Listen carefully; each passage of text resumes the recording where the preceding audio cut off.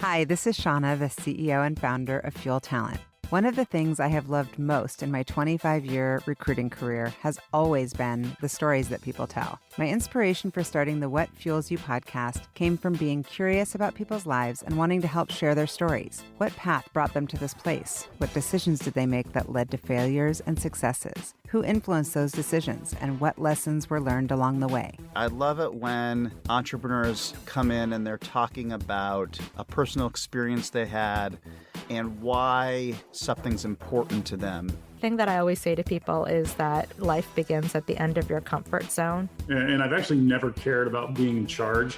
I just cared about being in an environment where what I'm doing, I'm sinking or swimming on my own merit, and so are the people around me. And I learned from him, sometimes you don't have all of the gifts, but if you focus on what your true gift is, then you can deliver your own sense of success. It became really clear to me early on as a female founder that the only way I was going to change the system was to get into the system.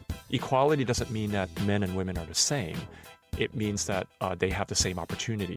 Anyone in the organization can call me. Anyone can text me. Any customer can Facebook me. And I try and respond quickly. So we didn't have the money to pay for them, and we just went for it. And we pre-sold them, sold out in 2 weeks.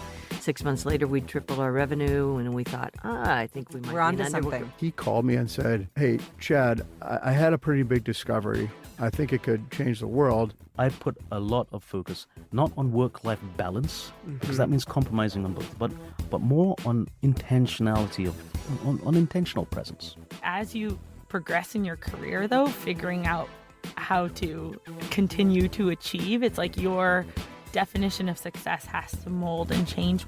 Be sure to subscribe on iTunes, Google Podcasts, or Spotify, and follow us on social media to keep up with the latest news and episodes.